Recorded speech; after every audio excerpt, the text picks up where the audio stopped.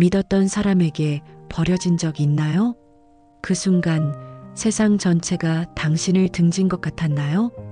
왜 나한테만 이러는 걸까? 그렇게 외치며 무너진 적 있나요? 사람들이 떠난 그 자리에 정말 아무도 남지 않았을까요? 그런데 떠난 건 사람이었을 뿐 하나님은 여전히 곁에 계셨다면 어떨까요? 인생에서 가장 아픈 순간이 언제인지 아십니까? 실패한 순간이 아닙니다. 가난해진 순간도 아닙니다. 병에 걸린 순간도 아닙니다. 믿었던 사람에게 버려지는 순간입니다.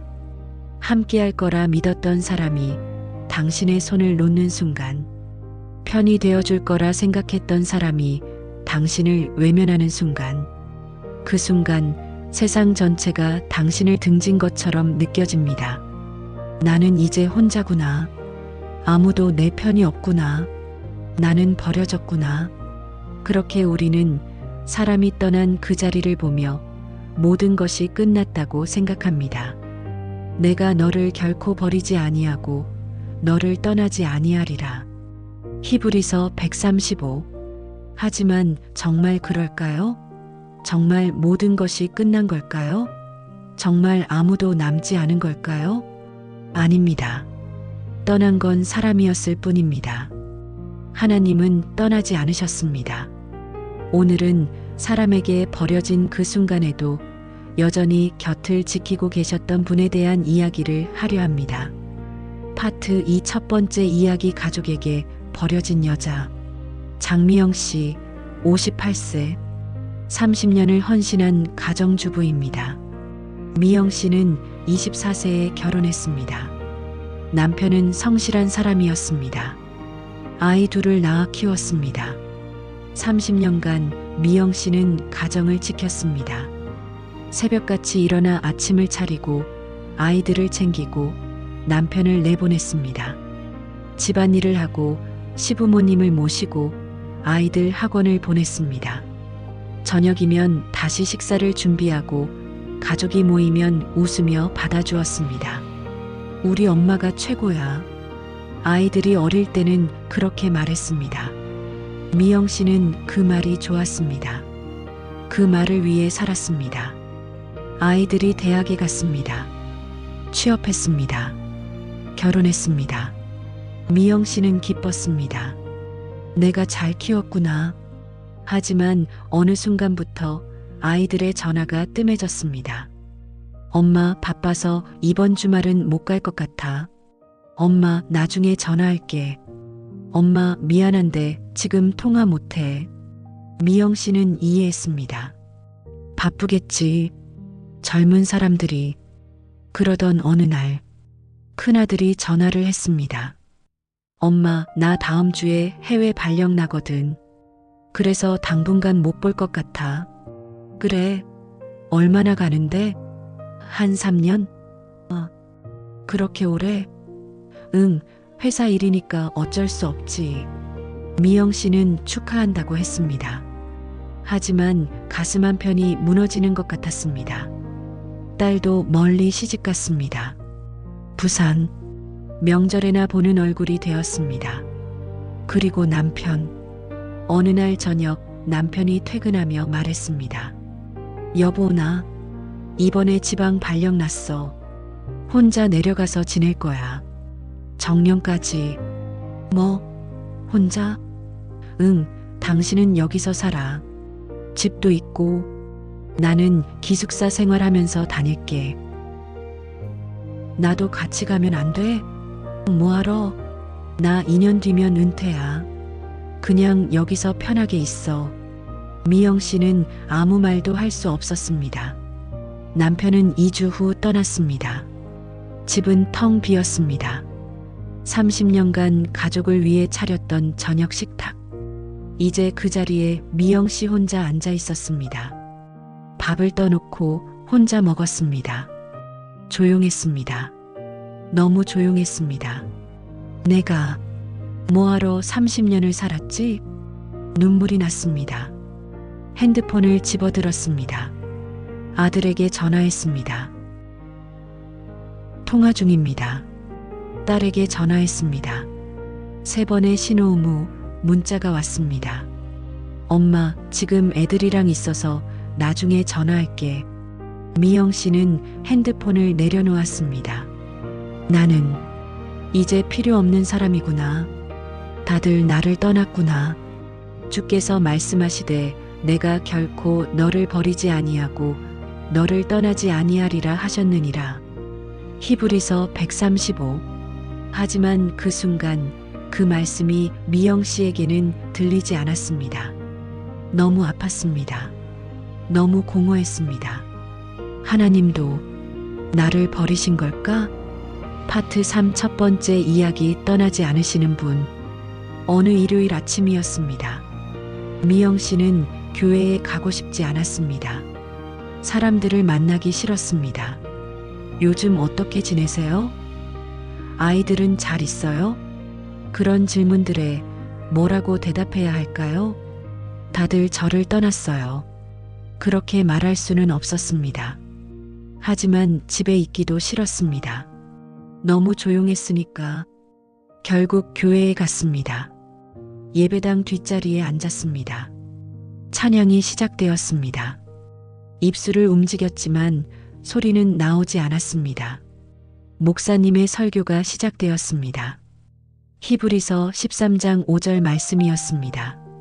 내가 너를 결코 버리지 아니하고 너를 떠나지 아니하리라. 목사님은 천천히 말씀하셨습니다. 버림받는다는 것, 인생에서 가장 아픈 경험입니다.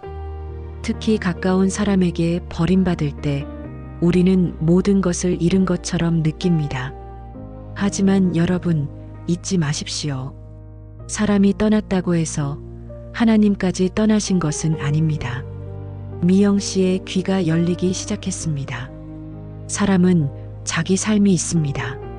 자기 길이 있습니다. 아이들은 자립해야 하고 배우자도 자기 일이 있습니다. 그들이 당신을 떠난 것은 당신이 필요 없어서가 아닙니다.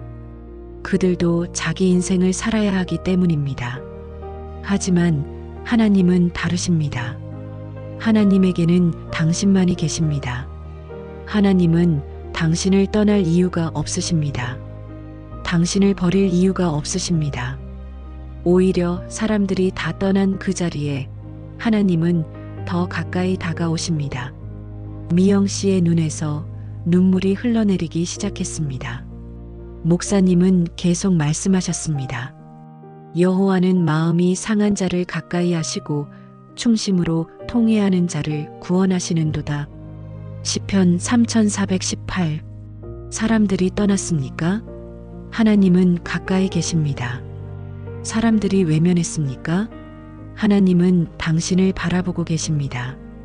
사람들이 손을 놓았습니까? 하나님은 당신의 손을 더 굳게 잡고 계십니다. 당신의 인생이 버려진 것이 아닙니다. 당신의 가치가 떨어진 것이 아닙니다. 사람은 떠났지만 하나님은 여전히 당신과 함께 계십니다. 미영 씨는 그 자리에서 소리내어 울었습니다. 30년간 헌신했던 그 시간들이 무의미해 보였던 지난 몇 달. 하지만 지금 목사님의 말씀을 통해 깨달았습니다. 하나님은 떠나지 않으셨구나. 사람들이 다 떠났어도 하나님은 계셨구나. 두려워하지 말라. 내가 너와 함께함이라. 놀라지 말라. 나는 내 하나님이 됨이라. 이사야 4110. 미영 씨는 깨달았습니다. 혼자가 아니었다는 것을, 버려지지 않았다는 것을, 사람은 떠났지만 하나님은 여전히 곁에 계셨다는 것을. 파트 4 첫 번째 이야기 함께 하시는 하나님. 예배가 끝나고 미영 씨는 집으로 돌아왔습니다. 여전히 집은 조용했습니다. 여전히 혼자였습니다. 하지만 무언가 달라졌습니다. 그 조용함이 더 이상 공허하게 느껴지지 않았습니다.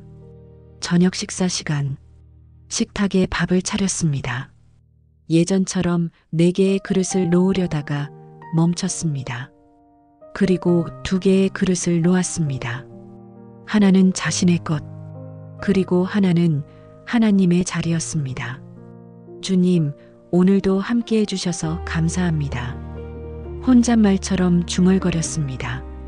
밥을 먹기 시작했습니다. 여전히 조용했지만 이제는 외롭지 않았습니다. 하나님이 함께 계시니까. 다음 주 미영 씨는 교회 봉사를 시작했습니다. 주일학교 아이들을 돕기로 했습니다. 아이들이 반겼습니다. 선생님, 30년간 자기 아이들만 돌봤던 미영 씨, 이제는 다른 아이들도 돌보기 시작했습니다. 어느 날 한 아이가 물었습니다. 선생님은 외롭지 않으세요? 혼자 사시잖아요. 미영 씨는 웃으며 대답했습니다. 혼자가 아니야. 하나님이 함께 계시거든. 그리고 그 말이 거짓이 아니라는 것을 깨달았습니다. 내가 항상 너희와 함께 있으리라. 마태복음 2820. 정말로 하나님은 함께 계셨습니다. 사람들이 다 떠난 그 자리에 하나님은 떠나지 않으셨습니다. 파트 5 두 번째 이야기. 친구에게 배신당한 남자. 박성민 씨 37세. IT 스타트업을 운영하는 대표입니다. 성민 씨에게는 절친한 친구가 있었습니다. 대학 때부터 알고 지낸 친구. 이름은 정우. 둘은 함께 창업을 꿈꿨습니다. 같은 비전을 공유했습니다. 밤새 이야기를 나눴습니다. 우리 꼭 성공하자. 그래, 함께 가자. 3년 전 드디어 회사를 설립했습니다. 성민 씨가 대표, 정우가 공동 창업자. 처음에는 잘 됐습니다. 투자도 받았고 직원도 늘어났습니다. 하지만 1년 전부터 정우의 태도가 달라지기 시작했습니다. 회의에 늦게 나오고 의견 충돌이 잦아졌습니다. 성민아, 나는 이 방향이 아닌 것 같아. 그럼 어떤 방향으로 가야 하는데? 그건 나도 잘 모르겠지만 점점 거리가 생겼습니다. 그러던 어느 날 정우가 찾아왔습니다. 성민아, 나 회사 그만두려고. 뭐? 갑자기 왜? 다른 회사에서 제안이 들어왔어. 그쪽이 더 비전 있을 것 같아. 성민 씨는 말문이 막혔습니다. 정우야, 우리 함께 시작했잖아. 어려울 때도 같이 버텨왔잖아. 미안해. 근데 나도 내 인생이 있잖아. 정우는 2주 후 떠났습니다. 그것만이 아니었습니다. 정우는 회사의 핵심 기술 정보를 가지고 경쟁사로 갔습니다. 6개월 후 그 경쟁사가 유사한 제품을 출시했습니다. 성민 씨의 회사는 큰 타격을 입었습니다.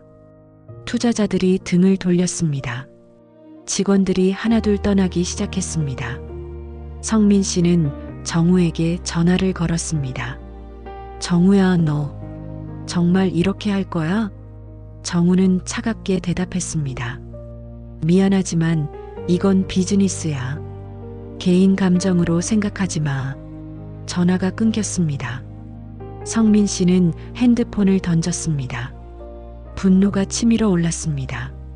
배신감이 밀려왔습니다.